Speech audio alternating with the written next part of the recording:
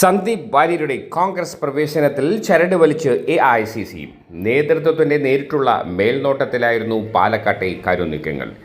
BJPയുടെ ശക്തനായ വക്താവിനെ പാളയത്തിലെത്തിച്ചത് ദേശീയ തലത്തിലും കോൺഗ്രസ് ചർച്ചയാക്കും. സന്ദീപ് വാര്യരുമായി നടന്ന ചർച്ചകളിൽ തുടക്കം മുതൽ AICC നേതൃത്വം നേരിട്ട് തന്നെ ഇടപെട്ടു. ഓരോ ഘട്ടത്തിലെയും നീക്കങ്ങൾ കൃത്യമായി വിലയിരുത്തിയാണ് മുൻപോട്ട് പോയത്. സംസ്ഥാനത്തെ നേതാക്കൾക്ക് പുറമെ കേരളത്തിൻ്റെ ചുമതലയുള്ള ജനറൽ സെക്രട്ടറി ദീപാദാസ് മുൻഷിയെയും മറ്റൊരു നേതാവിനെയും സന്ദീപുമായി നേരിട്ട് സംസാരിക്കാൻ ചുമതലപ്പെടുത്തി. പാർട്ടിയിലെത്തിയ ശേഷമുള്ള പരിഗണനകളിൽ AICC നേതൃത്വം തന്നെ നേരിട്ട് ഉറപ്പു നൽകിയതായാണ് റിപ്പോർട്ട്. ഒരു വിഭാഗം നേതാക്കൾ നടത്തിയ നീക്കത്തിൽ നിന്ന് പാലക്കാട്ടെ നേതാക്കളെ പൂർണ്ണമായും മാറ്റി നിർത്തിയിരുന്നു. അന്തിമഘട്ടത്തിൽ മാത്രം DCC അധ്യക്ഷനോട് പോലും വിവരം നൽകിയാൽ മതിയെന്നായിരുന്നു നിർദ്ദേശം. കോൺഗ്രസിൽ നിന്നുള്ള നേതാക്കളുടെ കൊഴിഞ്ഞുപോക്കിന് ബദലായി മറ്റു രാഷ്ട്രീയ പാർട്ടികളിലെ മുഖങ്ങളെ കോൺഗ്രസിൽ എത്തിക്കാനുള്ള നിർദ്ദേശത്തിൻ്റെ കേരളത്തിലെ ഈ നീക്കം ബലം പകരുന്നതാണ്. സംസ്ഥാന കോൺഗ്രസിൽ നിന്ന് പത്മജ വേണുഗോപാലിനെ അടർത്തിയെടുത്ത BJPക്ക് മറുപടി നൽകിയെന്നും ആശ്വസിക്കാം.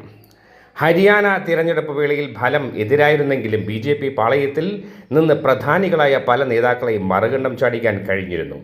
മഹാരാഷ്ട്രയിലും സമാന നീക്കം കണ്ടു. BJP ദേശീയ നേതാക്കളുമായും RSS നേതാക്കളുമായും ഏറെ അടുപ്പം ഉണ്ടായിരുന്ന സന്ദീപ് വാര്യരെ പാളയത്തിലെത്തിക്കാൻ കഴിഞ്ഞത് ദേശീയ തലത്തിലും കോൺഗ്രസ് നേട്ടമായി ഉയർത്തി കാട്ടും.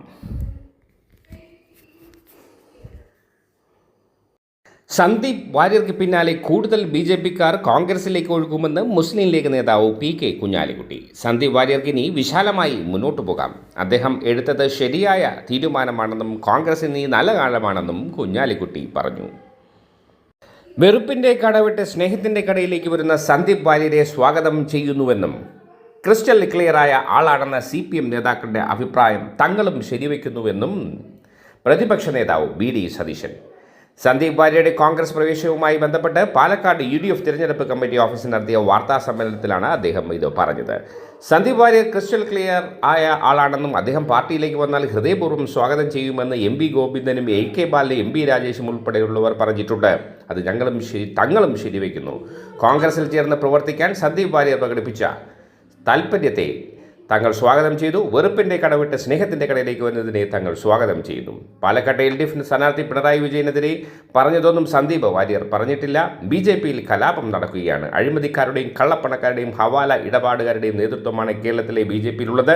മുഖ്യമന്ത്രി പിണറായി വിജയൻ്റെ ഔദാര്യത്തിൽ നിൽക്കുന്ന ആളാണ് കേരളത്തിലെ BJP അധ്യക്ഷൻ. മുഖ്യമന്ത്രിയുടെ കേസുകളിൽ സഹായിച്ചതിന് പകരമായി കൊടകര കുഴൽപ്പണക്കേസിൽ പ്രതിയാകേണ്ട K സുരേന്ദ്രൻ സാക്ഷിയായി. മഞ്ചേശ്വരം തെരഞ്ഞെടുപ്പ് കോഴക്കേസിൽ കുറ്റപത്രം വൈകിപ്പിച്ച് സുരേന്ദ്രനെ രക്ഷപ്പെടുത്തി 2 കേസിലാണ് പിണറായി വിജയൻ സുരേന്ദ്രനോട് നന്ദി കാട്ടിയതെന്നും BD സതീശൻ.